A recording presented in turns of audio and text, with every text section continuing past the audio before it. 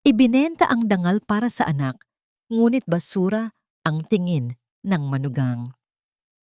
Habang nagpapakasasa si Tala sa luhong galing sa pawis ni Lakan, ang matandang amihan ay pinapakain ng panis na kanin sa sulok ng madilim na kusina. Mamamatay ka ring ulyanin ka, bulyaw ni Tala. Ngunit ang bawat patak ng luha ni amihan ay mitya ng isang lihim na pagbangon hanggang kailan mananatiling bulag ang isang anak sa kalupitan sa sariling ina. Bakit ka pa ba nabubuhay, Nanay Amihan? Sa totoo lang, pahirap ka lang sa amin ni Lakan. Isang malaking pabigat na walang ibang ginawa, kundi ubusin ang pera at oras ng asawa ko. Ang mga salitang yon ay parang isang matalim na kutsilyo na dumaan sa hangin, malamig at walang katiting na awa. Tumama ito ng diretso sa puso ni Nanay Amihan.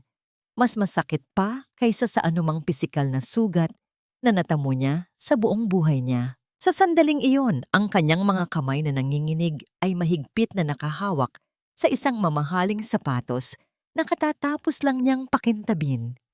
Ito ang paboritong sapatos ni Lakan, ang kanyang kaisa-isang anak na lalaki, na nakaugalian na niyang linisin gabi-gabi bilang tanda ng kanyang pagmamahal at pag-aalaga. Kahit sa kabila ng kanyang panghihina, kahit sa gitna ng kadilimang pilit na ipinaparamdam sa kanya ng manugang, ang paglilingkod sa anak ang tanging liwanag na natitira sa kanyang matandang diwa. Dahan-dahang binitiwan ni Nanay Amihan ang sapatos. Hindi ito lumikha ng malakas na tunog nang tumama sa makintab na sahig ng kanilang marangyang mansyon sa Quezon City. Ngunit para sa kanya, ang bawat segundo ng pagbagsak nito ay tila pagguho ng kanyang buong mundo. Hindi siya sumigaw, hindi siya sumagot. Nanatili siyang nakayuko, ang kanyang mga balikat ay tila lalong bumigat sa dalang pait ng katotohanan. Ano, tatayo ka lang ba dyan at magmumukhang kawawa? Muling bulyaw ni Tala. Ang kanyang manugang na ang ganda ay tila isang balat kayo lamang sa likod ng isang pusong gawa sa bato. Lumapit ito at marahas na inilapag sa sahig ang isang platong plastik na may lamang kanin at isang pirasong tuyo na tila kanina pa lumamig. Iyan ang kainin mo. Huwag kang aasa na pakakainin kita ng steak na niluto ko para kay Lakan. Masyadong mahal ang mga sangkap niyon para lang masayang sa isang tulad mong ulyanin. Ang amoy ng panis na kanin ay humalo sa bango ng mahahaling pabango ni Tala. Isang malupit na kabalintunaan na sa gitna ng karangyaan, ang ina ng nagpundar ng lahat ng ito ay tinatratong mas mababa pa sa isang alagang hayop. Naramdaman ni Nanay Amihan ang panunuyo ng kanyang lalamunan. Gusto niyang umiyak, ngunit tila tuyo na ang kanyang mga mata mula sa mga nakaraang gabing iginugol niya sa pananahimik. Ang bawat butil ng kanin na nakakalat sa sahig ay tila mga pangarap niyang isa-isang natitipak. Biglang narinig ang malalakas na yabag mula sa itaas. Ang tinig ni Lakan ay umalingaw-ngaw, puno ng pagmamadali at sigla. Tala, mahal. Nakita mo ba ang itim kong sapatos? Kailangan ko na yon para sa meeting ko mamaya. Sa isang iglap, tila nagbago ang ihip ng hangin. Ang mukha ni Tala na kanina lamang ay puno ng puot, ay biglang nagliwanag sa isang plastik na ngiti. Mabilis niyang kinuha ang sapatos mula sa tabi ni Nanay Amihan at sumigaw pabalik na may himig ng isang mapagmahal na asawa. Narito na, mahal. Pinunasan ko na para sa'yo. Alam mo naman, ayaw kong nadudumihan ang gamit mo. Lumingon si Tala kay Nanay Amihan. Ang kanyang mga mata ay nagbabanta. Isang senyas na nagsasabing manahimik o dumanas ng mas malubhang parusa. Lumakad siya palayo. Ang tunog ng kanyang matitigas na takong sa sahig ay tila bawat tibok ng puso ni Nanay Amihan na puno ng takot at pighati. Naiwan ang matanda sa sulok ng madilim na kusina, mag-isa, sa gitna ng malamig na kanin at ng kanyang sariling mga alaala. Hinawakan niya ang kanyang dibdib, sinusubukang pakalmahin ang mabilis na pagtibok nito. Sa kanyang isipan, isang tanong ang paulit-ulit na bumabalik. Mas masakit pa sa anumang insulto ni Tala. Hanggang kailan ko kayang lunukin ang pait na ito para sa kaligayahan ng aking anak? Hanggang kailan mananatiling bulag ang aking lakan sa mga luhang pilit kong itinatago sa dilim? Ang katahimikan sa kusina ay tila isang mabigat na kumot na bumabalot sa kanya. Tiningnan niya ang pintong dinaanan ni Tala at sa kanyang puso, isang lihim na pangako ang dahan-dahang nabubuo. Ang kanyang pagtitiis ay hindi isang kahinaan, kundi isang tahimik na panlaban na naghihintay lamang ng tamang panahon upang magliyab.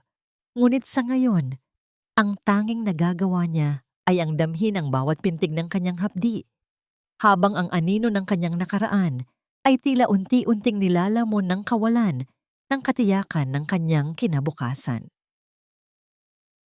Isang malaking swerte talaga na magkakaroon na kami ng anak. Di ba, Lakan?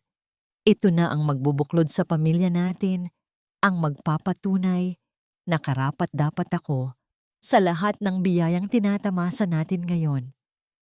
Ang tinig ni Tala ay puno ng tamis.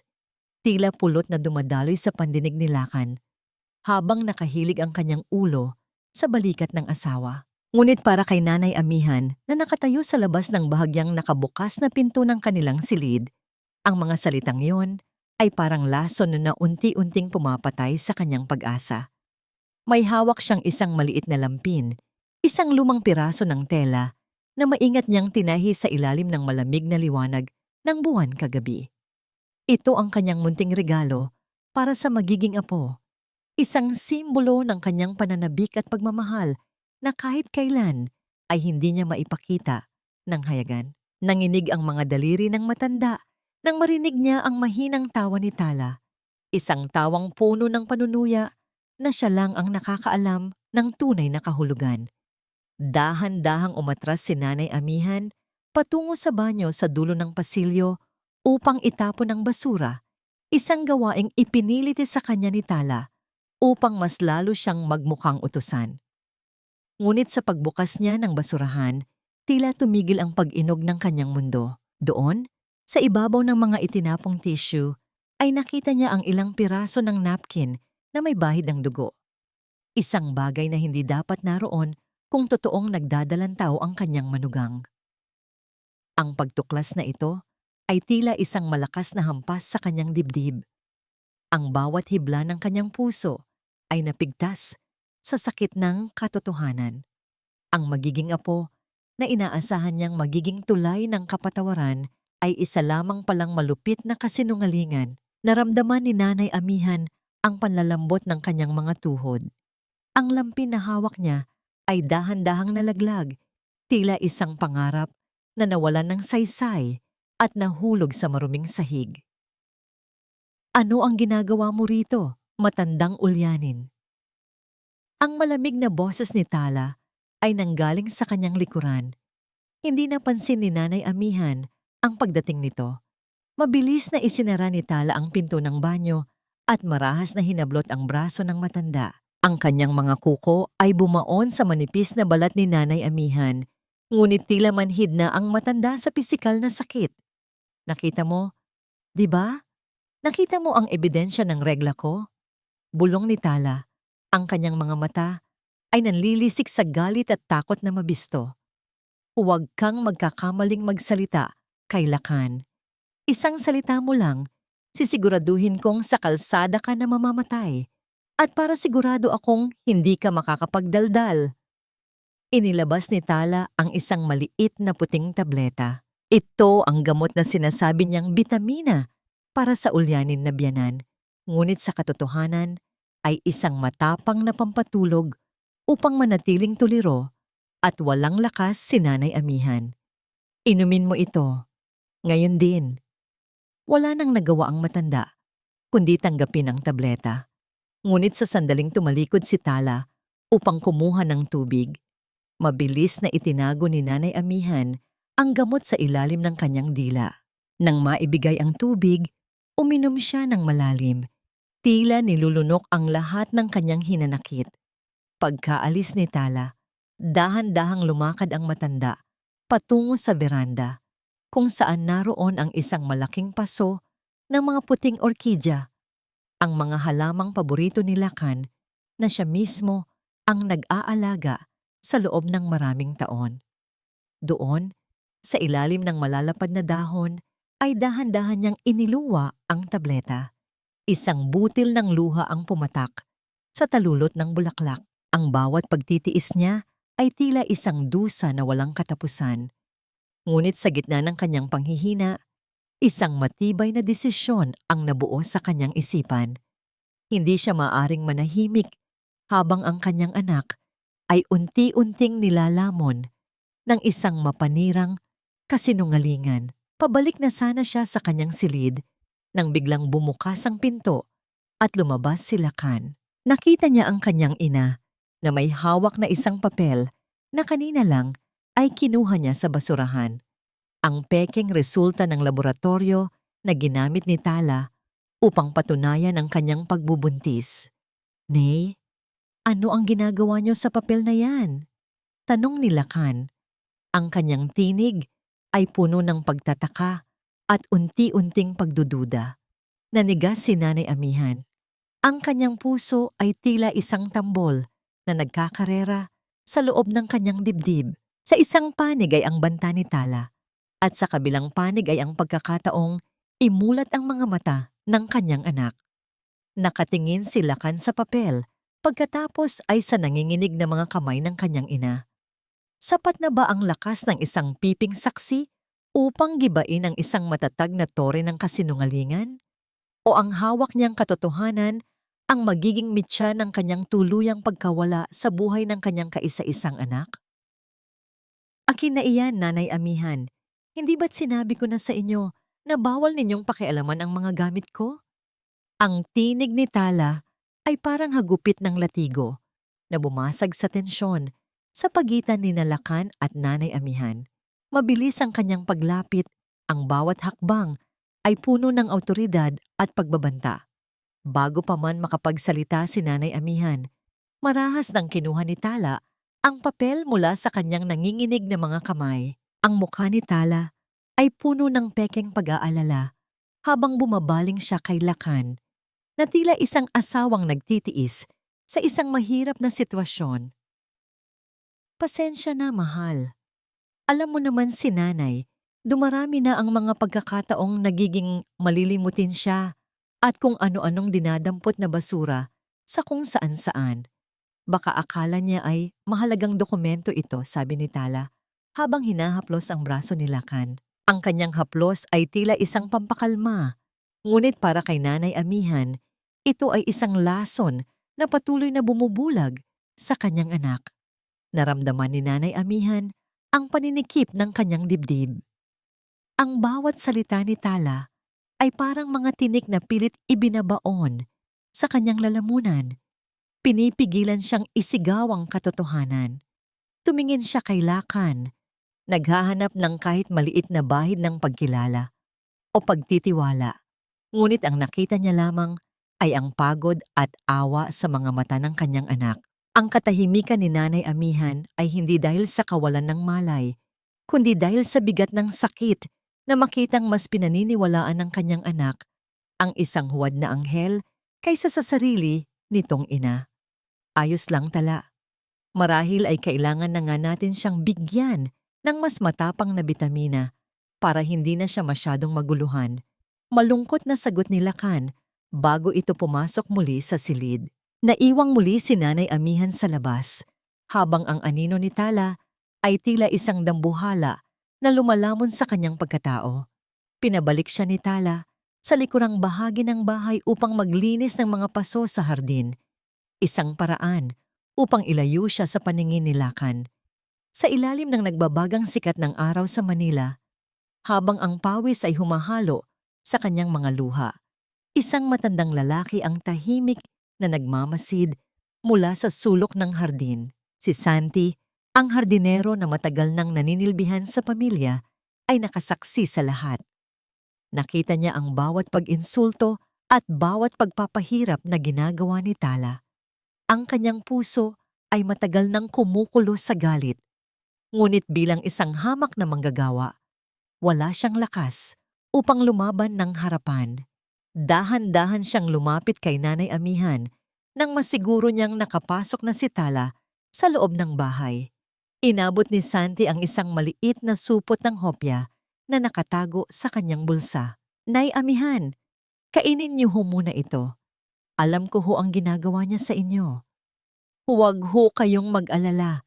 Hindi ho ako naniniwalang ulyanin kayo. Bulong ni Santi. Ang kanyang boses ay puno ng katapatan at malasakit. Nabitawan ni Nanay Amihan ang hawak na basahan. Ang simpleng pakitang tao na ito mula sa isang estranghero ay tila isang balsamo sa kanyang nagdurugong puso. Tumingin siya sa mga mata ni Santi at doon niya nakita ang isang kakampi sa gitna ng digmaang ito. Ang bawat kagat sa hopya ay tila nagbibigay sa kanya ng panibagong lakas upang magpatuloy. Santi, nakita mo ba? Mahinang tanong ni Nanay Amihan. Ang kanyang boses ay paos dahil sa matagal na pananahimik. Oo, Nay. Nakita ko ho ang pagtapon niyo ng gamot sa paso ng orkidya. Tama ho ang ginawa niyo. Mula ngayon, ako na ho ang bahalang kumuha ng tunay na bitamina para sa inyo. Hindi ho natin hahayaang tuluyan kayong mapahina ng lason ni Tala. Sagot ni Santi, habang patuloy na nagkukunwaring nagdidilig ng mga halaman. Ang pag-uusap na ito ay tila isang lihim na kasunduan sa ilalim ng init ng araw. Ngunit sa itaas, sa bintana ng ikalawang palapag, isang anino ang hindi gumagalaw. Si Tala ay nakatayo sa likod ng kurtina. Ang kanyang mga mata ay nanlilisik habang pinapanood ang bawat galaw ng dalawa sa ibaba. Ang kanyang mga kamay ay mahigpit na nakakuyom. Ang kanyang paghinga ay bumibilis dahil sa umuusbong na paghihinala. Sapat na ba ang isang lihim na kampihan upang gibain ang kuta ni Tala?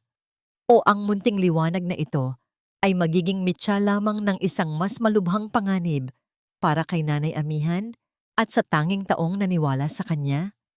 Naramdaman ni Nanay Amihan ang isang malamig na kilabot na gumagapang sa kanyang likuran. Alam niyang sa bawat hakbang ng pag-asa ay may naghihintay na mas malupit na pagsubok. Sa gitna ng bango ng mga basang lupa, isang bagyo ang unti-unting nabubuo sa loob ng marangyang mansyon na tila isang gintong hawla. Diyan ka lang sa madilim na sulok na yan dahil iyan ang nararapat sa isang katulad mong wala nang silbi sa mundong ito. Ang bawat kataga ni Tala ay tila isang hatol ng kamatayan na iniwan sa loob ng maliit at maalinsangang silid-imbakan kung saan ipinid ang pinto ni Nanay Amihan. Sa labas, ang mansyon ay punong-puno ng tawanan, masiglang musika, at ang halimuyak ng mamahaling lechon at iba't ibang putahe. Ipinagdiriwang ni Lakan ang pagkapanalo sa isang malaking kontrata at si Tala ang nagsisilbing reyna ng gabi, ang perpektong asawa na hinahangaan ng lahat. Ngunit dito sa loob, ang tanging kasama ni Nanay Amihan ay ang amoy ng alikabok at ang masakit na kurot ng gutom sa kanyang sikmura. Kaninang umaga pa siya huling pinakain ng tuyong tinapay at ang kanyang katawan ay tila unti-unti nang bumibigay. Sa gitna ng kakahuyan ng mga lumang kahon at kagamitan, naramdaman ni Nanay Amihan ang isang matinding panghihina. Hindi na niya kaya ang dilim. Hindi na niya kaya ang maging isang anino sa sarili niyang pamamahay. Gamit ang natitirang lakas, dahan-dahan niyang pinihit ang siradura na tila nakalimutang ilak ni Tala dahil sa pagkataranta sa mga bisita. Sa bawat hakbang niya patungo sa liwanag ng sala, ang kanyang paningin ay nagdidilim, ngunit ang kislap ng pagkain sa buffet table ang nagsilbing gabay niya. Nay, ano ang ginagawa ninyo rito? Ang boses ni Lakan ay puno ng gulat at isang bahid ng kahihiyan. Tumigil ang tawanan ng mga bisita. Lahat ng mata ay nakatuon sa matandang babae na nakasuot ng kupas at gusot na duster. Ang buhok ay gulo-gulo at ang mga paa ay walang sapin. Sa gitna ng mga taong nakasuot ng mamahaling barong at gown, si Nanay Amihan ay tila isang mantsa sa isang malinis na tela. Mabilis na lumapit si Tala. Ang kanyang muka ay biglang nagbago tungo sa isang ekspresyon ng matinding pighati at pagtitiis. Naku, pasensya na ho kayo sa inang ko. Malakas na sabi ni Tala upang marinig ng lahat, habang kunwaring inaalalayan ng matanda. Ngunit ang totoo ay mahigpit na ibinabaon ng kanyang mga kuko sa braso nito. Ito po ang mahirap kapag ang Alzheimer ay malala na. Kahit anong bantay namin, nakakalabas pa rin siya at nagkakalkal ng kung ano-ano. Minsan nga inaakala niyang siya ang katulong dito sa bahay. Isang mahinang bulungan ang kumalat sa silid. Kawawang Tala, ang ganda at ang yaman, pero nagtitiyaga sa biyan ng baliw. Sabi ng isang bisita, narinig yon ni Nanay Amihan.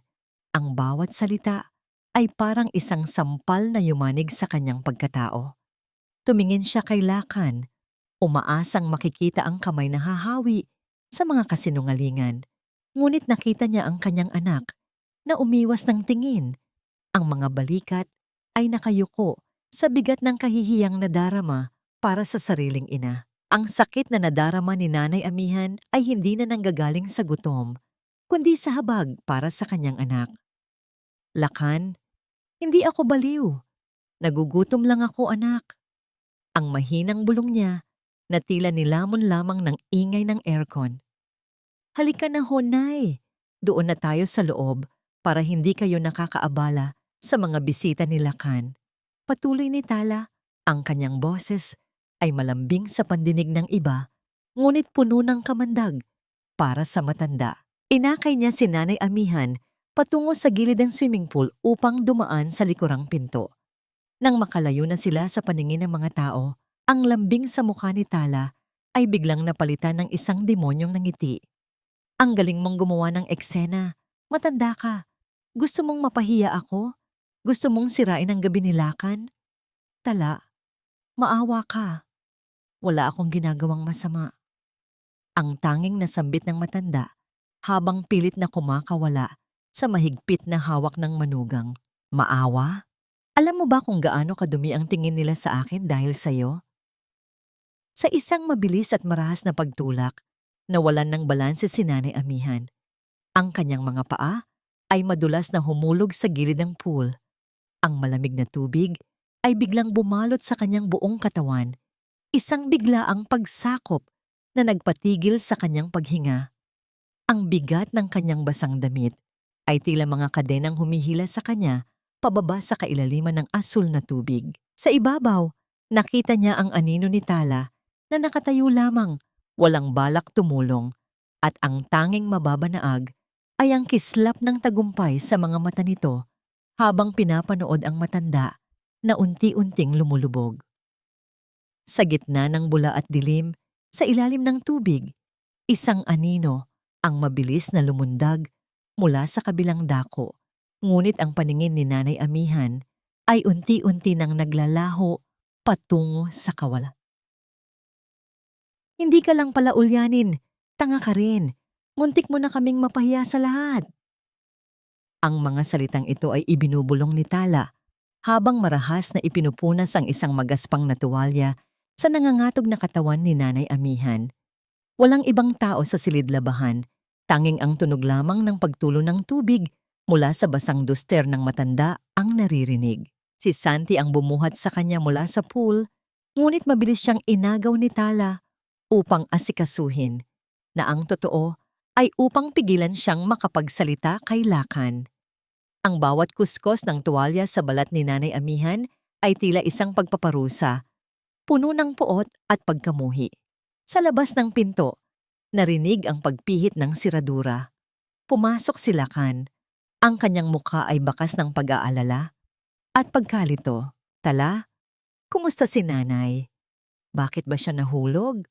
Sabi ng mga bisita, tila bigla na lang daw siyang nawalan ng balanse. Mabilis na nagbago ang anyo ni Tala. Binitiwan niya ang tuwalya at niyakap ang kanyang asawa. Ang kanyang mga mata ay biglang nagtubig. Lakan, natatakot ako. Sabi ko naman sa'yo, lumalala na ang kondisyon ni nanay. Akala niya yata ay bathtub ang swimming pool. Muntik na siyang malunod kung hindi lang nakita ni Santi. Mahal, kailangan na talaga nating humanap ng pasilidad na makakapag-alaga sa kanya ng tama. Hindi ko na kaya ang kaba tuwing gabi. Nakatitig lamang si Nanay Amihan sa kanyang anak. Gusto niyang sumigaw. Gusto niyang sabihing, "Anak, itinulak ako ng asawa mo." Ngunit ang kanyang dila ay tila nakagapos. Alam niyang sa bawat salitang bibitawan niya, may mas matinding ganti si Tala. Ang masakit ay ang makitang tumatango si Lakan. Ang kanyang tiwala ay unti-unting lumilipat mula sa kanyang ina patungo sa mapanirang asawa. Kinagabihan, habang ang buong mansyon ay balot na ng katahimikan, hindi makatulog si Nanay Amihan.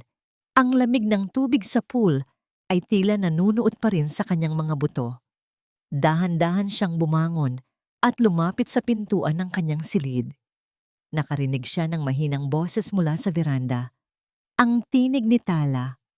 Ngunit hindi si Lakan ang kausap nito. "Huwag kang mainip, Marco. Konting tiis na lang. Kapag nailipat na sa akin ang pamamahala ng resort, iiwan ko na ang lalaking ito. At ang matandang ulyanin, baka sa susunod na mahulog siya sa pool, wala nang Santi na magliligtas sa kanya." Narinig ni Nanay Amihan ang mahinang tawa ni Tala. Isang tawang puno ng kamandag at pagtataksil. Ang bawat salita ay tila isang kidlat na tumama sa puso ng matanda. Hindi lang pala pera ang habol ni Tala, kundi ang tuluyang sirain ang buhay ni Lakan. Sa gitna ng dilim, naramdaman ni Nanay Amihan ang isang kakaibang lakas. Hindi ito ang lakas ng katawan, kundi ang lakas ng isang inang handang gawin ang lahat upang iligtas ang kanyang anak mula sa kapahamakan. Dahan-dahan siyang bumalik sa kanyang higaan.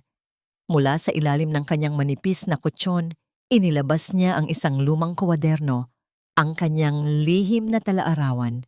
Sa pamamagitan ng isang maliit na lapis, nagsimula siyang magsulat sa ilalim ng malamig na liwanag ng buwan. "Para sa aking anak na si Lakan, kung sakaling mawala ako, basahin mo ito. Huwag kang maniwala sa mga ngiti ng ahas." Kinabukasan, habang abala si Tala sa pag-aayos ng kanyang mga alahas, laking gulat niya nang mapansing bukas ang kanyang maliit na vault. Bagaman naroon pa ang mga mamahaling hiyas, tila may kulang.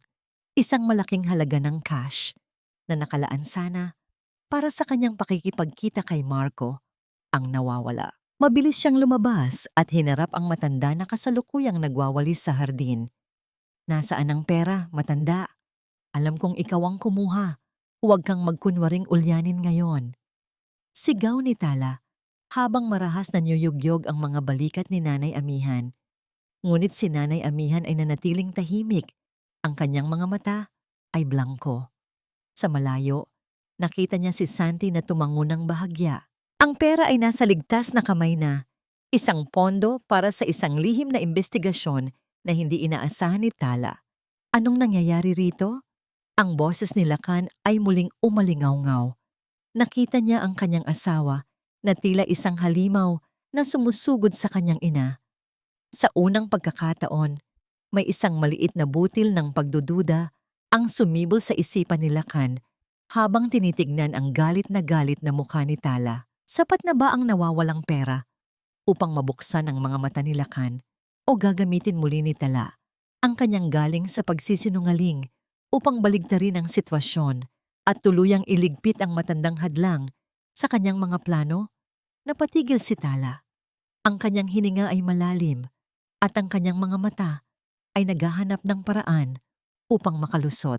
Sa paanan nila, ang isang maliit na piraso ng papel na nahulog mula sa bulsa ni Nanay Amihan ay dahan-dahang tinatangay ng hangin patungo sa direksyon ni Lakan. Isang papel na naglalaman ng isang pangalan na hindi dapat malaman ng kanyang anak. "Anak, pagnanakawan ka pa ng sarili mong ina. Kita mo na, pati ang pera nating itinabi para sa panganganak ko, pinapakialaman niya." Ang boses ni Tala ay tila isang matalim na palaso na bumasag sa katahimikan ng hardin. Mabilis niyang pinulot ang kapirasong papel na tinatangay ng hangin bago pa man ito maabot ni Lakan. Ang kanyang mga kamay ay nanginginig, hindi dahil sa takot, kundi dahil sa matinding pag-arte. Sa isang iglap, ang kaninang halimaw na sumusugod sa matanda ay naging isang kaawa-awang asawa na tila pasan ng buong mundo. Nakatayo si Nanay Amihan sa gitna ng tuyong damo, ang kanyang hawak na walis tingting ay dahan-dahang nalaglag sa kanyang paanan. Tumingin siya kay Lakan, ang kanyang kaisa-isang anak na ngayon ay nakatayo sa pagitan ng dalawang babaeng mahalaga sa buhay nito. Nakita ni Nanay Amihan ang pagkalito sa mga mata ni Lakan, ang pagtutunggali ng pagmamahal sa ina at ng tiwalang ibinigay niya sa kanyang asawa. Ang bawat buntong hininga ni Lakan ay tila isang mabigat na pasanin na dumadagan sa balikat ng matanda. Tala, ano ba ang nangyayari rito? Bakit kailangang magsigawan? Tanong ni Lakan. Ang kanyang tinig ay puno ng pagod. Lumapit siya sa kanyang ina at tiningnan ng mga bakas ng pagkakahawak ni Tala sa braso nito. Nay, kinuha niyo ba talaga ang pera? Hindi sumagot si Nanay Amihan. Pinili niyang manatiling tahimik. Ang kanyang mga mata ay blangko at tila walang malay. Alam niyang ito ang tanging paraan upang hindi siya tuluyang itapon ni Tala bago niya makumpleto ang kanyang plano. Ang pananahimik niya ay hindi pagsuko, kundi isang maingat na paghihintay. Sa loob ng kanyang puso, bawat pintig ay isang panalangin na sana ay mahimasmasan ang kanyang anak. Ayan, ganyan naman siya palagi kapag nabubuking, magkukunwaring ulyanin at walang naririnig. Patuloy ni Tala habang pilit na isinisiksik ang sarili sa tabi ni Lakan. Mahal, hindi na ito ligtas. Paano kung sa susunod, hindi lang pera ang kunin niya? Paano kung saktan niya ako o ang dinadala ko? Lakan, kailangan na nating ilagay si nanay sa isang pasilidad na mas makakapag-alaga sa kanya. Para na rin ito sa ikabubuti niya.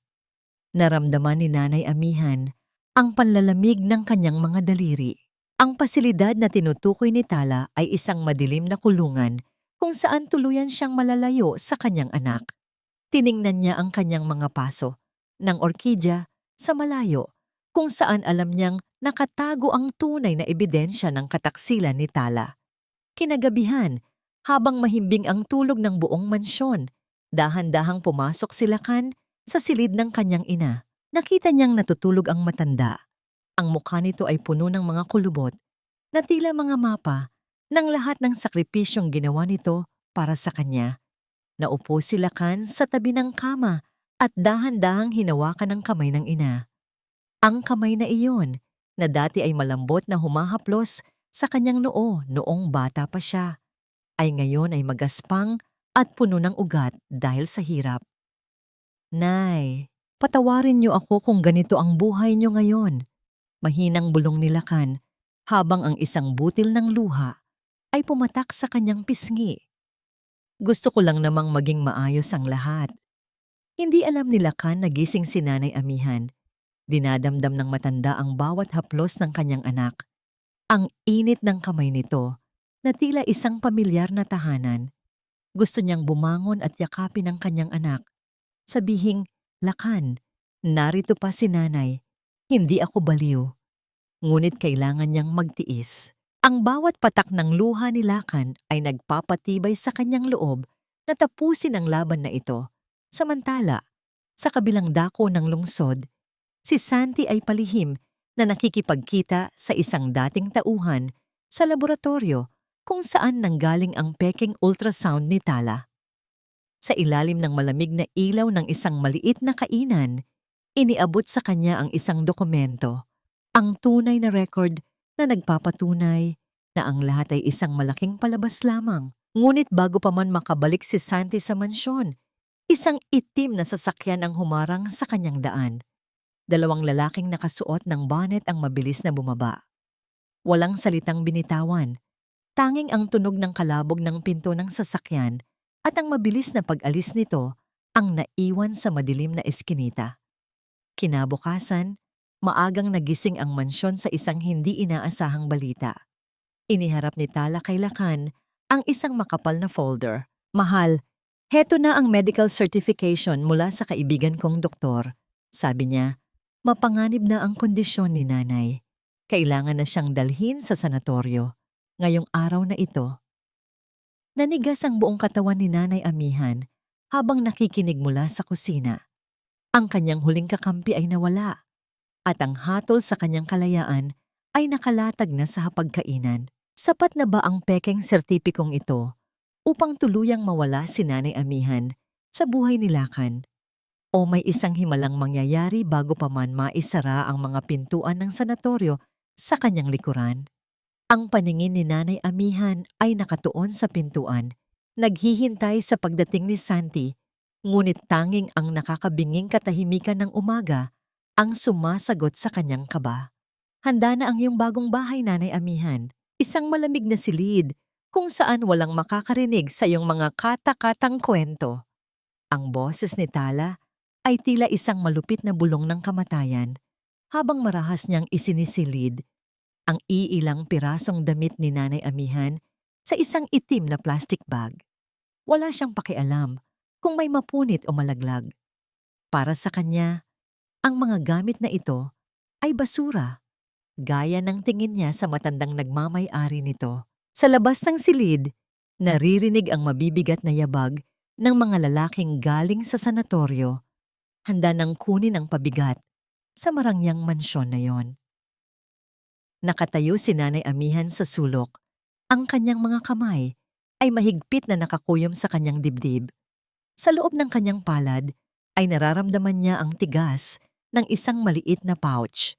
Doon nakatago ang unang nangipin ni Lakan na nahulog noong bata pa ito, isang munting alaala na itinago niya sa loob ng ilang dekada. Ito na lamang ang tanging pag-aaring hindi nakuha ni Tala. Ang tanging piraso ng kanyang pagiging ina na hindi pa nababahiran ng dumi. "Tala, pakiusap. Huwag mong gawin ito sa anak ko. Huwag mo siyang saktan." Mahinang pagsusumamo ni Nanay Amihan. Hindi niya iniisip ang sariling kaligtasan. Ang tanging laman ng kanyang isipan ay ang kaligtasan ni Lakan mula sa ahas na nasa harap niya. Isang malutong na tawa ang sumagot sa kanya. "Huli na ang lahat, matanda. Mamaya, pag-alis mo, ako na ang reyna dito. At si Lakan, mas mapapamahal siya sa akin dahil ako lang ang tanging nagmalasakit na ilagay ka sa isang maayos na lugar." Lumapit si Tala at marahas na hinablot ang pouch mula sa kamay ni Nanay Amihan. "Ano ito? Basura. Katulad mo." Itinapon ni Tala ang pouch sa labas ng bintana, diretso sa madilim at basang lupa ng hardin. Kasabay nito ang pagpasok ni Lakan sa silid. Ang kanyang muka ay maputla. Ang mga mata ay namumula sa puyat at lito. Nakita niya ang kanyang ina na nakaluhod sa sahig, umiiyak habang nakatingin sa bintana. "Mahal, ayan na sila. Handa na ang lahat," sabi ni Tala, habang mabilis na nagpapahid ang pekeng luha sa kanyang mga pisngi. "Ang sakit-sakit para sa akin na makita si nanay na ganito, pero kailangan nating gawin ang tama." Lumapit si Lakan kay Nanay Amihan. Dahan-dahan niyang inalalayan ng kanyang ina na tumayo. Sa bawat hawak ni Lakan, nararamdaman ni Nanay Amihan ang panginginig ng kanyang anak. "Nay, sandali lang ito. Magpapagaling lang kayo roon. Susunduin ko kayo kapag maayos na ang lahat." Bulong ni Lakan. Ang kanyang boses ay basag sa pagsisisi. Gusto ni Nanay Amihan na sumigaw, nayakapin ang kanyang anak at sabihing niloloko lang siya ni Tala. Ngunit nakita niya ang puting van na nakaparada sa labas. Ang mga lalaking nakasuot ng uniforme ay pumasok na sa loob ng bahay. Alam niyang ito na ang huling pagkakataon niya. Sa isang mabilis na pagkilos, habang abala si Tala sa pakikipag-usap sa mga tauhan ng sanatoryo, lumingon si Nanay Amihan kay Lakan. "Lakan anak, bago ako umalis, Pakiusap, isuot mo ang sapatos na nilinis ko para sa iyo bukas. Iyon ang huling hiling ko. Mahinang sabi ng matanda. Ang kanyang mga mata ay diretsong nakatingin sa kaluluwa ng kanyang anak. Nagtaka si Laka, ngunit tumango na lamang siya bilang paggalang. Hindi niya alam na sa loob ng sapatos na yon, sa ilalim ng swelas, ay nakatago ang isang maliit na susi. Ang susi sa isang lumang cabinet sa garden shed kung saan nakatago ang tunay na diary at ang ebidensyang kinuha ni Santi bago ito mawala.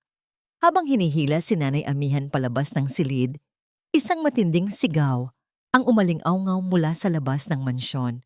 Isang basang-basa at sugatang lalaki ang mabilis na tumatakbo patungo sa gate. Hinahabol ng dalawang lalaking nakabonet.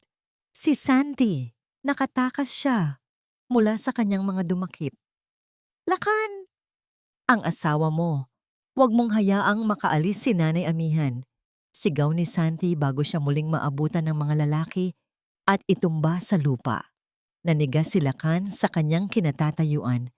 Tumingin siya kay Tala na ngayon ay halatang natataranta at namumutla. Tumingin siya kay Nanay Amihan na ang mga mata ay puno ng pag-asa. At tumingin siya kay Santi na pilit na lumalaban sa labas. Ang katahimikan sa loob ng mansyon ay tila isang bombang naghihintay na sumabog. Ang katotohanan ay unti-unti nang kumakawala sa mga gapos ng kasinungalingan. Ngunit sapat na ba ito upang pigilan ang pag-alis ng puting van? Lakan, huwag kang maniwala sa kanya. Baliw din ang lalaking iyan. Sigaw ni Tala. Ang kanyang boses ay pumipiyok na sa takot. Ialis niyo na si Nanay Amihan dito. Ngayon na, hinawakan ng mga lalaki ang magkabilang braso ni Nanay Amihan at marahas siyang hinila patungo sa pintuan. Sa gitna ng kaguluhan, isang bagay ang nahulog mula sa bulsa ni Tala. Isang maliit na botelya ng gamot na walang label. Ang parehong gamot na pilit niyang ipinapainom sa matanda. Dahan-dahang yumuko si Lakan upang pulutin ang botelya. Ang kanyang mga mata ay nanlilisik habang tinititigan ang kanyang asawa. Ang mitsa ay nasindihan na. Ialis niyo na siya. Wala akong pakialam kung masaktan siya. Basta mawala lang ang matandang yan sa paningin ko. Ang bulyaw ni Tala ay tila isang matalim na kidlat na gumuhit sa gitna ng nagbabadyang bagyo sa labas ng mansyon. Wala na ang mapagkunwaring anghel. Ang nakaharap ngayon ni Lakan ay isang babaeng nanginginig sa galit. Ang mga mata ay nanlilisik habang itinuturo ang kanyang sariling ina. Sa gitna ng kaguluhan, si Nanay Amihan ay nananatiling nakayuko. Ang kanyang marupok na katawan ay tila isang tuyong dahon na anumang sandali ay tatangay ng hangin. Nakasuot siya ng lumang cardigan, ang unang regalo ni Lakan mula sa kanyang unang sweldo, isang piraso ng tela na puno ng alaala ng kanilang hirap at tagumpay, na ngayon ay nababasa na ng kanyang sariling luha. Naramdaman ni Nanay Amihan ang bawat hila ng mga lalaki sa kanyang braso, ngunit ang mas matinding hapdi ay nanggagaling sa pananahimik ni Lakan habang hawak ang mahiwagang botelya ng gamot. Ang bawat segundo ng pag-aalinlangan ng kanyang anak ay tila 1,000 karayom na tumutusok sa kanyang puso. Gusto niyang sumigaw, hindi para iligtas ang sarili, kundi para gisingin ang kaluluwa ng kanyang anak na unti-unti nang nilalamon ng dilim ng panlilinlang. Bitawan niyo ang nanay ko. Umalis na kayo bago pa ako tumawag ng pulis. Ang boses ni Lakan ay mababa, ngunit puno ng panganib. Hindi siya nakatingin sa mga lalaki, kundi diretso sa mga mata ni Tala. Ang kanyang kamay ay mahigpit na nakakuyom sa botelyang walang label.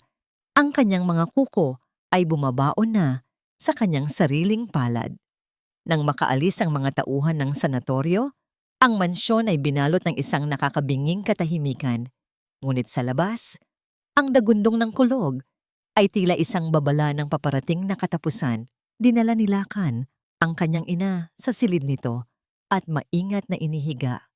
Nay, magpahinga muna kayo. Huwag kayong matakot.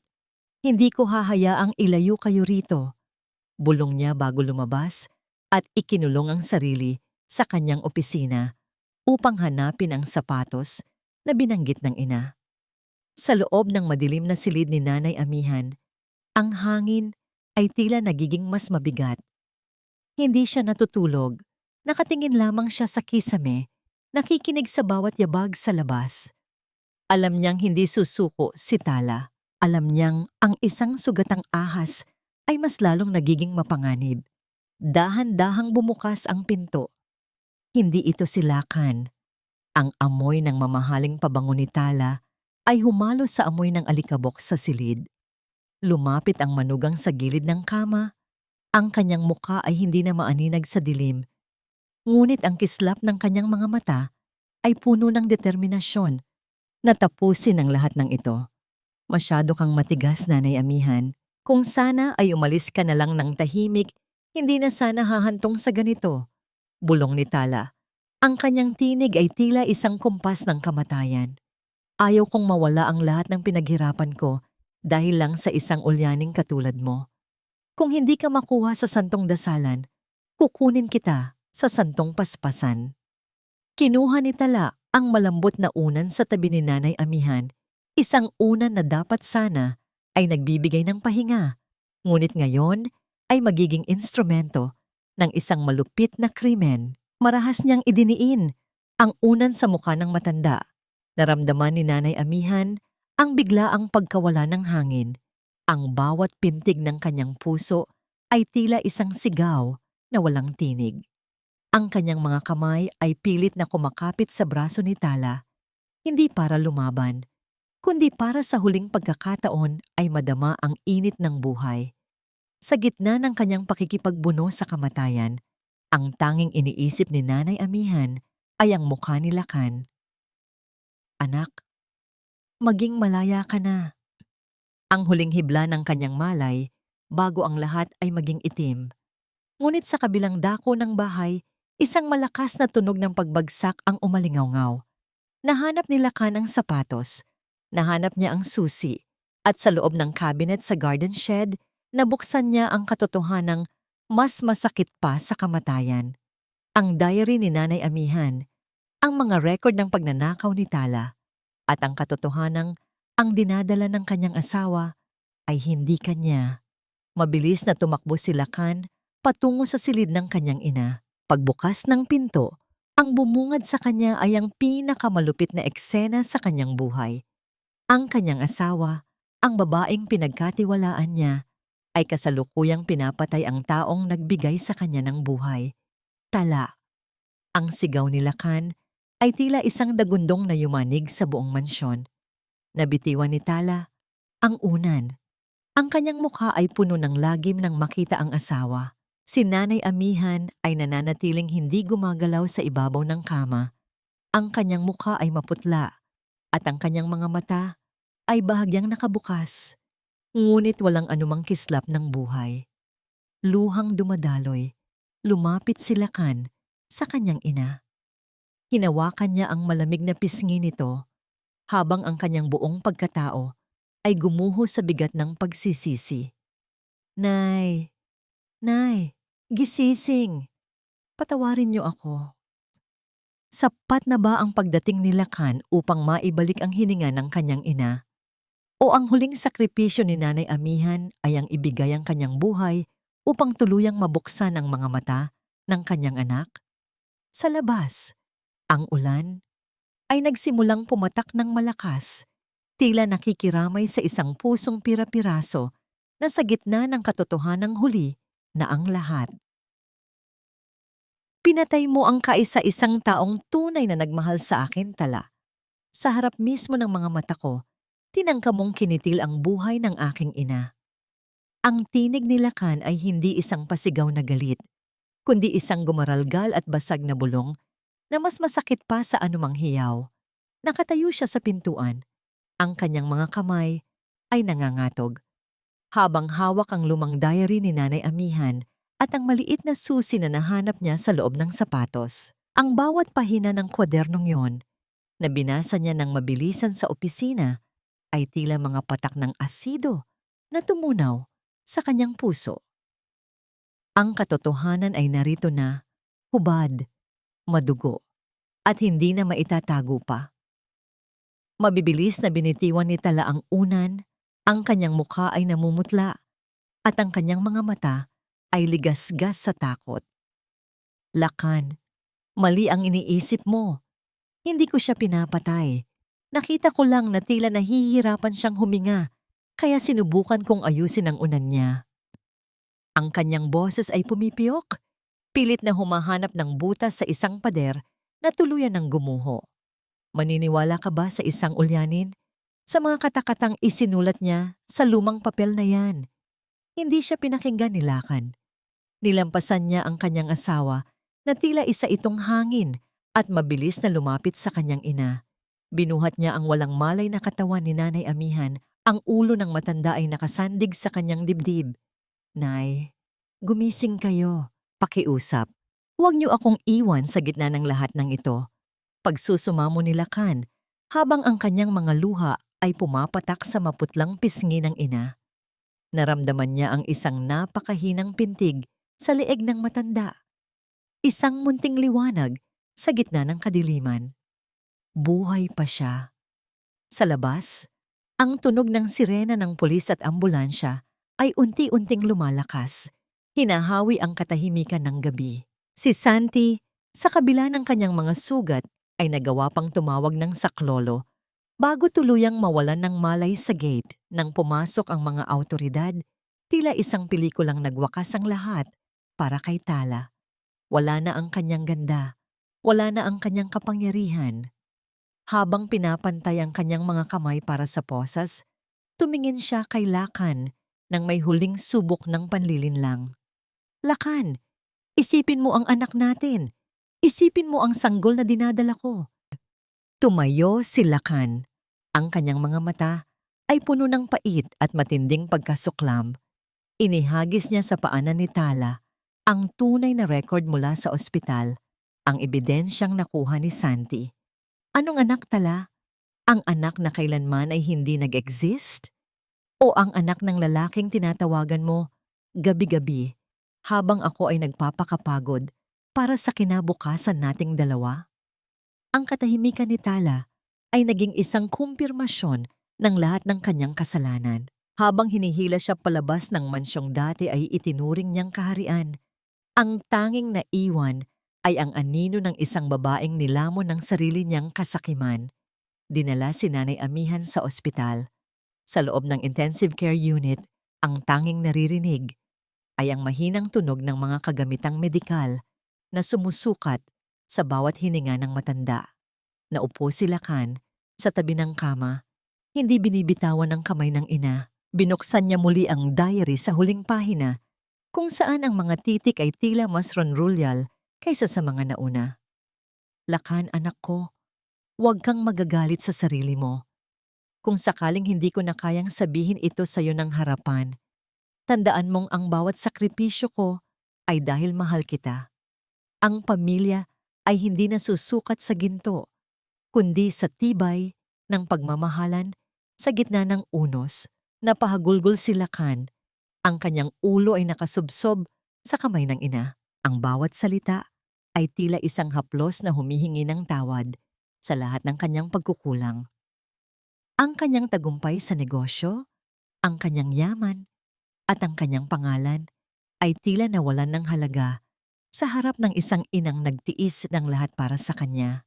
Nay, gumising na kayo. Hindi ko kayang mabuhay nang alam kong hindi niyo ako napatawad. Bulong ni Lakan sa hangin. Lumipas ang ilang oras ng matinding paghihintay. Sa gitna ng madaling araw, naramdaman ni Lakan ang isang bahagyang paggalaw ng mga daliri ng kanyang ina. Dahan-dahang iminulat ni Nanay Amihan ang kanyang mga mata. Tumingin siya sa kanyang anak.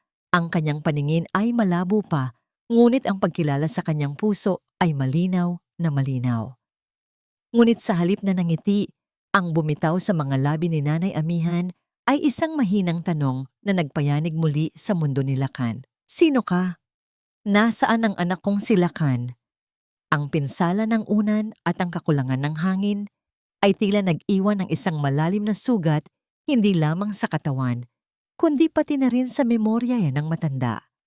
Ang ina na nagtiis ng lahat para sa kanya ay ngayon ay tila hindi na siya kilala. Sapat na ba ang katotohanan upang maibalik ang lahat? O ang huling parusa kay Lakan ay ang mabuhay sa piling ng isang inang kinalimutan na ang mukha ng anak na pinrotektahan niya ng sariling buhay? Hindi kailangan ng marangyang mansyon para maramdaman ang tunay na tahanan. Sapat na ang isang maliit na dampa, basta't naroon ang pag-ibig na kailanman ay hindi nabibili ng salapi. Ang mga salitang ito ay tila isang panalangin na paulit-ulit na binibigkas ni Lakan sa kanyang isipan habang pinagmamasdan niya ang malawak na palayan sa kanilang lalawigan. Iniwan na niya ang maingay at magulong buhay sa Quezon City. Ipinagbili niya ang malaking mansyon, ang lugar na naging saksi sa kanyang pagkakamali at sa kalupitan ni Tala. Para kay Lakan, ang bawat kanto ng bahay na yon ay may bakas ng luha ng kanyang ina at hindi niya kayang manatili sa isang lugar na puno ng multo ng nakaraan. Narito sila ngayon sa isang simpleng bahay na gawa sa kawayan at kahoy, kung saan ang tanging maririnig ay ang huni ng mga ibon at ang banayad na paghampas ng hangin sa mga puno ng narra. Nakaupo si Nanay Amihan sa isang tila tumba.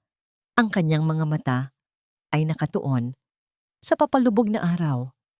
Bagaman ligtas na siya sa kamay ni Tala, ang kanyang alaala ay tila isang malabong pangarap na unti-unti pang binubuo. Lumapit si Lakan.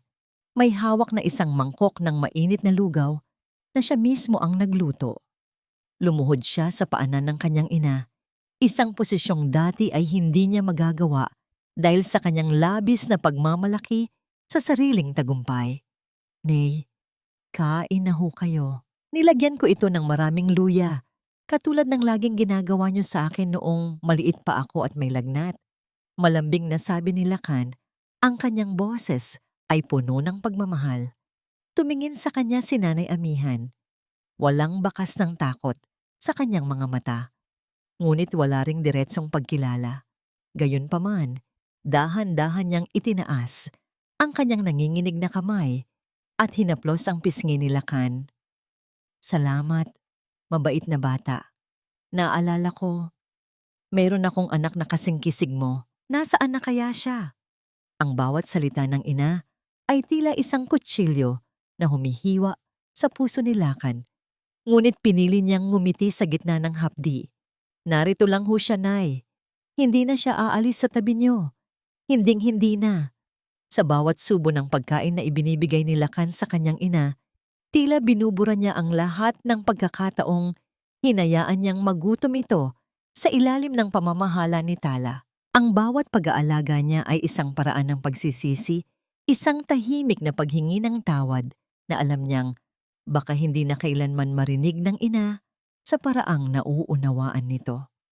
Isang hapon, habang nag-aayos si Lakan ng mga halaman sa kanilang bakuran, dumating si Santi. Bagaman may mga peklat pa sa mukha mula sa huling gabi ng kaguluhan, ang mga mata ng hardinero ay puno ng kapayapaan. Iniabot niya kay Lakan ang isang sulat mula sa abogado. Lakan, tapos na ang lahat. Nahatulan na si Tala ng habambuhay na pagkabilanggo. At ang lahat ng ari-ari ang kinuha niya sa iyo ay naibalik na sa ilalim ng pangalan mo at ng Nanay Amihan.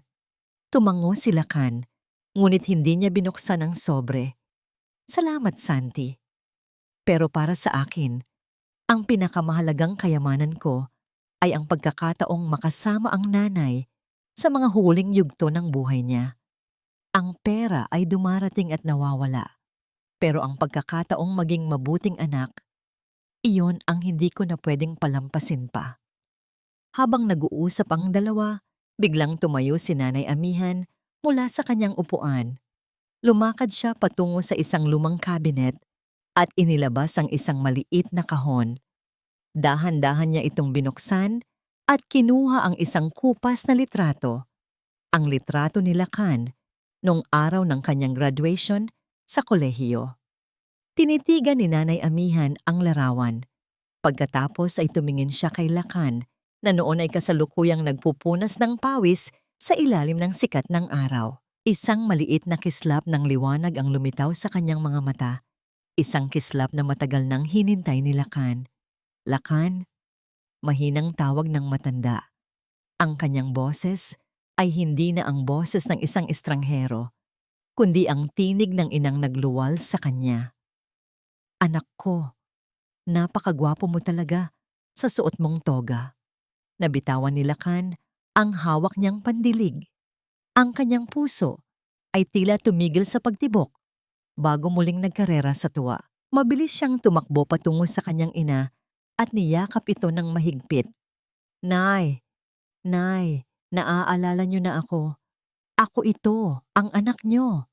Umiyak ang mag-ina sa ilalim ng lilim ng punong mangga. Ang kanilang mga luha ay simbolo ng tagumpay laban sa lahat ng pagsubok na kanilang dinaanan. Ang sugat ng nakaraan ay hindi man tuluyang mawala. Ngunit sa haplos ng kapatawaran, ito ay unti-unti nang naghihilom. Ngunit sa gitna ng kanilang kaligayahan, isang hindi inaasahang katok sa pintuan ng kanilang bakuran ang bumasag sa katahimikan. Isang babaeng nakasuot ng itim na may takip ang mukha ang nakatayo roon. May hawak na isang sanggol na tila kapapanganak pa lamang. Sino ang babaeng ito? At ano ang kinalaman ng sanggol na hawak niya sa madilim na nakaraan ni Tala na pilit ng kinakalimutan ni Lakan? Patawarin niyo po ako, Sir Lakan. Ang batang ito, siya dapat ang gagamitin ni Tala para tuluyan kayong makuha at mabulag sa katotohanan. Ang boses ng babaeng estranghero ay nanginginig, halos malunod sa hagulgol habang nakaluhod siya sa harap ng hagdanan ng kanilang dampa. Ang kanyang suot na itim na belo ay bahagyang nahulog. Inilalantad ang isang mukhang puno ng takot at puyat. Ang sanggol sa kanyang bisig ay mahimbing na natutulog. Walang kamalay-malay sa bagyong dinala ng kanyang pagdating sa tahimik na buhay ng mag-ina sa lalawigan. Napatigil si Lakan. Ang hangin sa paligid ay tila naging kasing lamig ng yelo. Kahit na ang sikat ng araw ay matindi pa rin sa labas. Tumingin siya kay Nanay Amihan na ngayon ay dahan-dahang lumalapit sa babae. Ang mga mata ng matanda ay hindi na blangko. May isang uri ng lalim at linaw roon na tila ba ang bawat piraso ng kanyang nawalang alaala ay biglang nagkadikit-dikit sa harap ng munting nilalang na yon. Dahan-dahang inabot ni Nanay Amihan ang sanggol.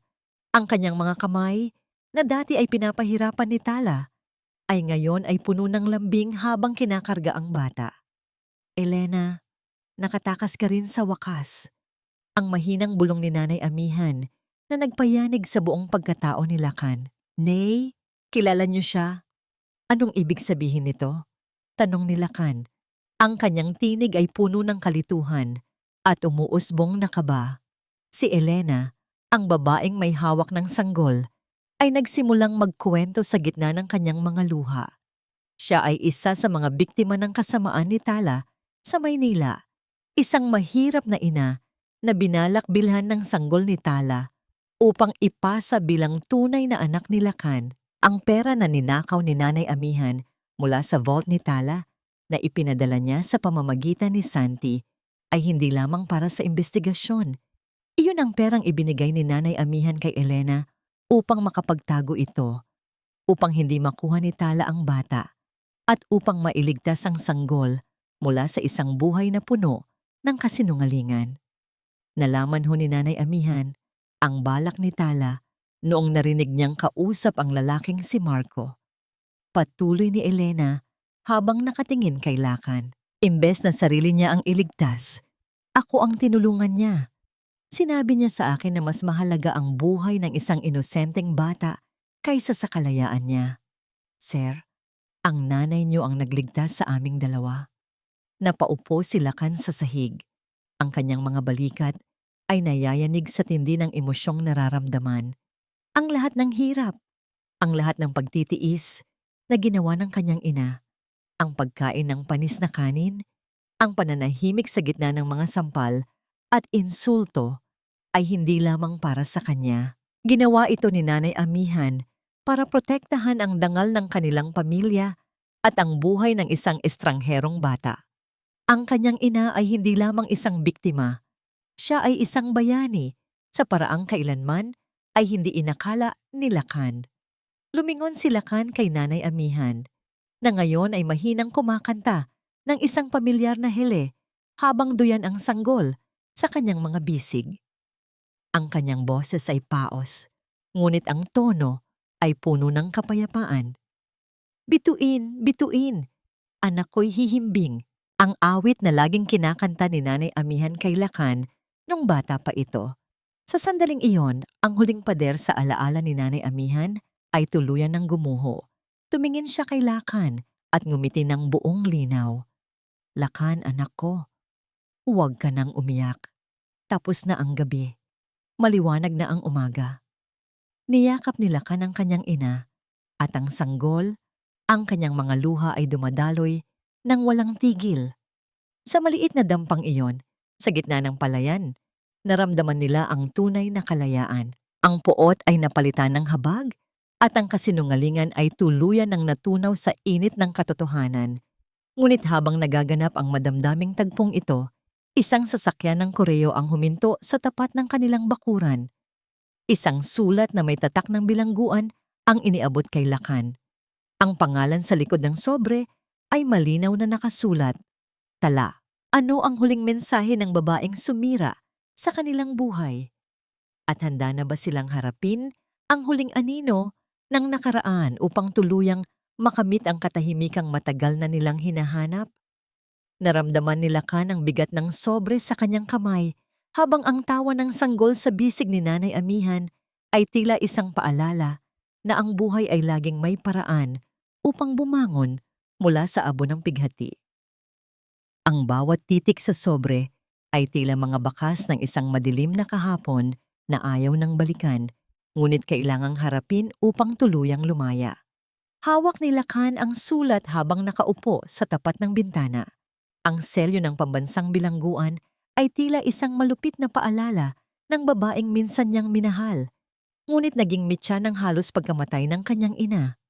Sa tabi niya, si Nanay Amihan ay mahimbing na natutulog. Ang kanyang mukha ay payapa at wala ng bakas ng takot. Ang bawat paghinga ng matanda ay tila isang himig ng tagumpay laban sa lahat ng dusa. Dahan-dahang binuksan ni Lakan ng sobre. Ang amoy ng papel ay hindi na amoy ng mamahaling pabango ni Tala. Amoy ito ng pagsisisi at ng malamig na realidad ng 4 na sulok ng selda. Lakan, simula ng sulat. Ang mga titik ay hindi na kasing ganda ng dati. Tila ba ang bawat guhit ay may kasamang panginginig. Narito ako sa dilim at sa bawat gabi, ang tanging nakikita ko ay ang mukha ng iyong ina nung idinidiin ko ang unan. Hindi ako humihingi ng tawad dahil alam kong wala akong karapatan. Gusto ko lang malaman mo na sa huling sandali bago ako hatulan, nalaman ko ang katotohanan. Si Marco, ang lalaking inakala kong kakampi ko, siya ang kumuha ng lahat ng itinago kong pera bago ako mahuli. Iniwan niya ako sa kangkungan. Napatigil si Lakan. Ang katotohanan ay tila isang malupit na karma na bumalik kay Tala. Ang kataksilang ginawa niya sa kanyang asawa ay ginawa rin sa kanya ng lalaking inakala niyang pag-ibig. Ngayon ko lang naintindihan ang sinasabi ni Nanay Amihan. Patuloy ng sulat. Ang tunay na yaman ay hindi nananakaw dahil ito ay nasa loob ng puso. Lakan, alagaan mo si Nanay. Karapat-dapat siya sa lahat ng pagmamahal na ipinagkait ko sa kanya. At sa sanggol ni Elena, sana ay lumaki siyang hindi katulad ko. Ibinaba ni Lakan ang sulat. Wala siyang naramdamang tuwa sa paghihirap ni Tala. Tanging isang malalim na habag at ang pakiramdam ng isang mabigat na pasaning sa wakas ay naibaba na. Ang puot na dati ay sumasakal sa kanya ay unti-unti nang natutunaw, pinalitan ng isang malamig na kapayapaan. Dahan-dahang nagising si Nanay Amihan. Tumingin siya sa kanyang anak at sa papel na hawak nito. Hindi niya kailangang basahin ang sulat upang malaman ang nilalaman nito. Nakita niya ang lahat sa mga mata ni Lakan. Anak, ang pagpapatawad ay hindi para sa taong nagkasala, kundi para sa ating sariling katahimikan. Mahinang sabi ni Nanay Amihan habang hinahawakan ang kamay ng kanyang anak. Huwag mong hayaang lamunin ng galit ang iyong puso. Ang huling hatol ay hindi nanggagaling sa atin, kundi sa itaas. Tumango si Lakan. Tumayo siya at lumabas ng bahay, patungo sa isang maliit na kalan sa labas, kung saan nagluluto sila ng kanilang pagkain. Doon, sa harap ng naglalagablab na apoy, dahan-dahan niyang inihulog ang sulat ni Tala. Pinanood niya ang bawat pahina na nilalamon ng apoy, hanggang sa ang lahat ay maging abo na lamang at tinangay ng hangin patungo sa mga bukid. Kasabay ng pag-alis ng usok ay ang tuluyang paglalaho ng huling anino ni Tala sa kanilang buhay. Pumasok muli si Lakan sa loob at nakita si Elena na kasalukuyang pinapakain ng sanggol, habang si Nanay Amihan ay nakangiting nakamasid sa kanila. Ang bahay na dati ay tahimik at puno ng pighati ay ngayon ay puno na ng buhay. Lakan, handa na ang hapunan. Tawag ni Elena nang may mahiyaing nangiti. Naupo silang lahat sa hapagkainan, isang pamilyang hindi nabuo sa dugo, kundi sa pagsubok at pagmamalasakit. Ang pagkain ay simple lamang, ngunit ang bawat subo ay puno ng lasa ng tunay na kaligayahan. Wala na ang mga mahahaling plato, wala na ang mga plastik na ngiti. Ang narito ay ang katotohanan ng isang bagong simula. Naramdaman ni Lakan ang isang mainit na pakiramdam sa kanyang dibdib. Sa wakas, ang kanyang ina ay ligtas na.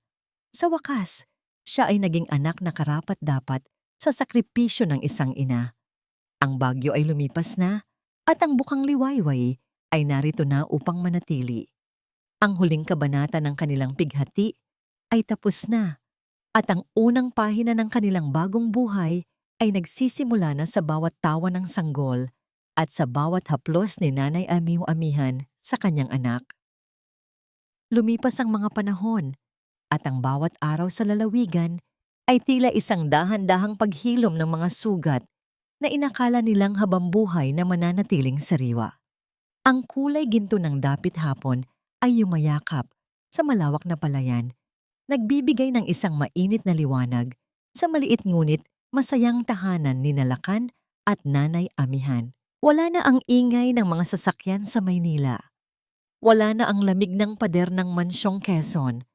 Ang tanging naririnig ngayon ay ang masiglang tawa ng bata na si Baby Ami, ang anak ni Elena na lumalaking malusog at puno ng pagmamahal. Sa ilalim ng malawak na beranda, dahan-dahang lumuhod si Lakan sa harap ng kanyang ina. May hawak siyang isang palanggana ng malinis at maligamgam na tubig na may mga talulot ng sariwang bulaklak. Ito na ang naging ritual ni Lakan tuwing hapon, ang paghuhugas sa mga paa ng kanyang ina. Ang mga paang ito na naglakad sa gitna ng hirap upang itaguyod siya, ang mga paang tinadyakan at minaliit ni Tala, ay ngayon ay pinaglilingkuran ng isang anak na sa wakas ay natutong tumingin gamit ang kanyang puso. Nay, maayos na po ba ang pakiramdam niyo? Mahinang tanong ni Lakan habang maingat na pinupunasan ang mga paa ng matanda. Ngumiti si Nanay Amihan, isang nangiting kailanman ay hindi mapapantayan ng anumang kayamanan sa mundo.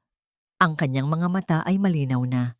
At bagaman may mga pagkakataong bumabalik ang bahagyang pagkalimot, ang pagmamahal niya kay Lakan ay nananatiling manamatatag at hindi natitinag. Hinaplos niya ang buhok ng kanyang anak. Ang kanyang mga daliri ay tila nagbabasbas ng kapayapaan sa kaluluwa ni Lakan. Sobra-sobra na ang ibinibigay mo, anak. Ang makita kang masaya at payapa ay sapat na para sa akin, bulong ni Nanay Amihan. Sa di kalayuan, tanaw nila si Elena na kasalukuyang nag-aayos ng hapagkainan. Si Elena ay naging bahagi na ng kanilang pamilya, isang kapatid na nakasama nila sa pagbangon mula sa abo ng kataksilan ni Tala. Ang sanggol, na dati ay instrumento sana ng panlilinlang, ay ngayon ay naging simbolo ng pag-asa at bagong simula. Napatingin si Nanay Amihan sa malayo, tila may inaalala. Lakan, kumusta na kaya ang kalagayan niya sa loob? Alam ni Lakan na ang tinutukoy ng ina ay si Tala. Sa kabila ng lahat, ang puso ni Nanay Amihan ay nananatiling puno ng habag. Hayaan na po natin siya sa batas, Nay. Ang mahalaga, tayo ay malaya na. Wala na tayong itinatagong galit. Iyon ang tunay na kapatawaran.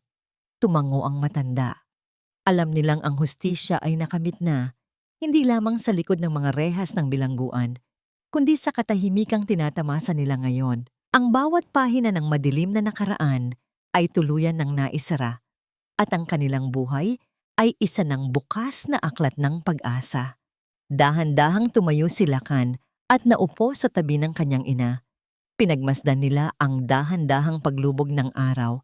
Ang bawat kislap ng liwanag ay tila isang paalam sa mga luhang natuyo na.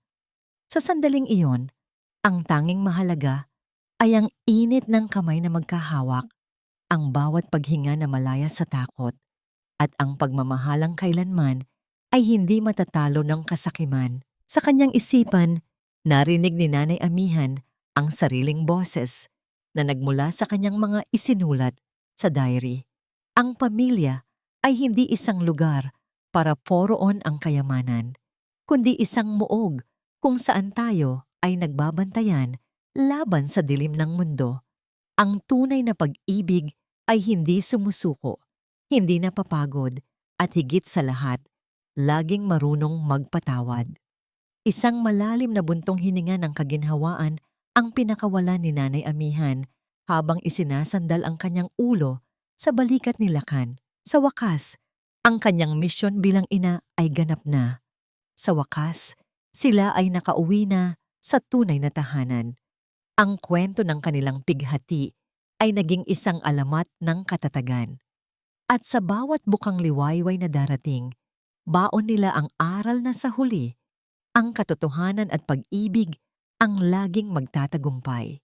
Ang paglalakbay ni Nanay Amihan at Lakan ay dito na nagtatapos.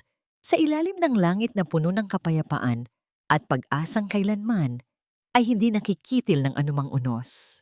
Maraming salamat sa inyong pananatili at pakikinig hanggang sa huling sandali. Tunay na isang malaking karangalan para sa akin ang makasama kayo sa bawat pintig ng damdamin ng kwentong ito. Habang isinusulat ko ang mga tagpong ito, lalo na ang mga sandali ng pagtitiis ni Nanay Amihan sa gitna ng dilim at ang kanyang matinding sakripisyo para sa isang batang hindi niya naman kadugo, hindi ko maiwasang mapaluha. May mga gabi na kailangan kong itigil ang aking panulat dahil ramdam ko ang bigat ng bawat salita. Tila ba ako mismo ay kasama nila sa loob ng mansyong Quezon na puno ng pighati. Ang kwentong ito ay hindi lamang bunga ng imahinasyon. Ito ay hango sa mga totoong hibla ng buhay na nakita at naramdaman ko.